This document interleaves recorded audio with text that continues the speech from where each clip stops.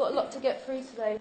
Okay, so carrying on from our lesson last week, we were looking at the key divisions in the early stages of the civil rights movement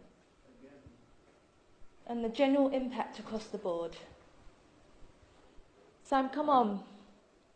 Sit up straight. Right, stop slouching. This is the perfect opportunity for you to engage, so make the most of it. Well, we learn the same stuff every year for Black History Month. Every single October, we learn the same things, either apartheid, slavery, or the civil rights. How many of you guys have actually learned something new these last years? See? That's what I mean. Sam, this is our history. Come on, man. No, seriously. Do you guys know anything about Ralph Bunche? The first black person to win a Nobel Prize? Or that the richest person ever lived was a black man named King Musa I of Mali? What about Ella Baker? What about Ella Baker?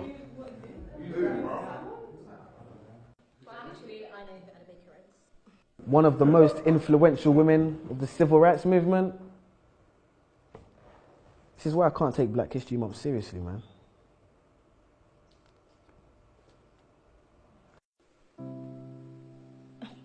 But Samuel, the curriculum is designed to help you think about Black history critically. Actually, miss, it's designed to teach us what to think, not how to think. For example, when that light switched, you taught us it was Thomas Edison who made that happen, when ironically it was actually a darker man who made that light flick, Lewis Latimer to be precise. Quite nice when you're talking about Mr. Hamilton and his racing car, but red light stopped. We're always taught that Martin Luther King had a dream, man.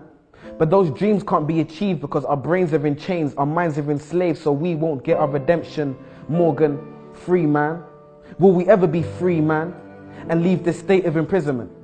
And take that walk of free, damn it, green man from a traffic light invented by the same man who made gas masks to protect our organs. Another free man named Garrett Morgan. But I bet you never knew that. We need to open our minds. But how can we be taught to see if the blind lead the blind? The first person to develop significant eye surgery was a black woman named Dr. Patricia E. Barth. Now on that note, there's a question I must ask. If this is a great opportunity to learn and be engaged about our past, why are we not actually being taught about our past? Transatlantic slavery, where we're taught Black history starts, but is it really? There seems to be a lot you haven't told us. And you shut down and hold back on the bold ones who stand against the way you're trying to mold us. Consistent enemies of progress. You're surprised because I know things you don't expect me to know yet. And when I tell you you're wrong for telling me about me, you call it a riot while I call it a protest. The Broadwater Farm riots. The media exacerbate and make it seem like it's a bunch of delinquent youths on the streets, when really the first cause and trigger was death at the hands of the police. We cease to know information and the truth. And that's simply because you withhold information from the youth. Maybe one day we'll be satisfied with how our knowledge of history equates. Well, I'm sure like me, you're waiting for the teacher to fill in that space. So do so then. No answer. Well, maybe I can help and just throw out there some names. Mary Seacole, a Crimean war nurse.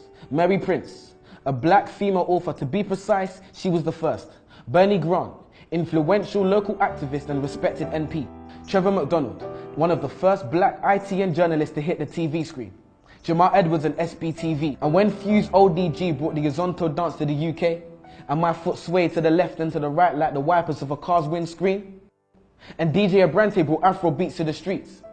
See, it's funny when we think of our childhood memories.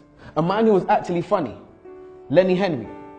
Many others, and the list continues. Marcus Garvey, Haile Selassie, Bob Marley, Ignatius Sancho, Tupac, Fela Kuti, Muhammad Ali, Maya Angelou, R.I.P., Kwame Nkrumah, the first Ghanaian president who retained independence from England, the Windrush ship which brought Caribbeans to Britain.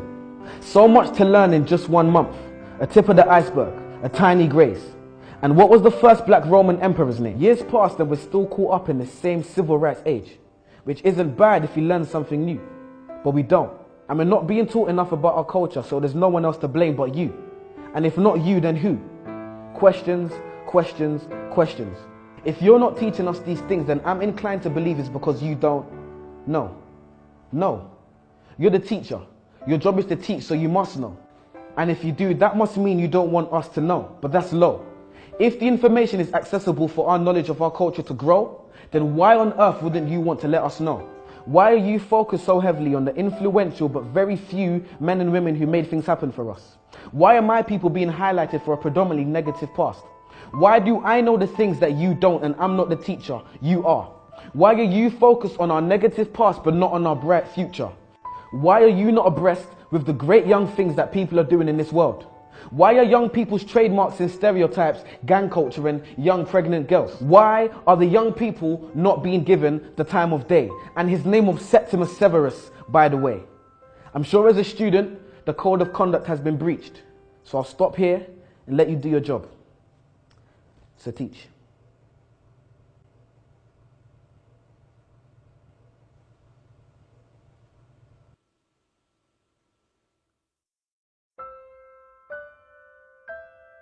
Okay, yo peoples, how's it going? It's your boy Samuel King. This is my poem, What I Wasn't Taught in School. And you're watching Word on the Curb. Blow.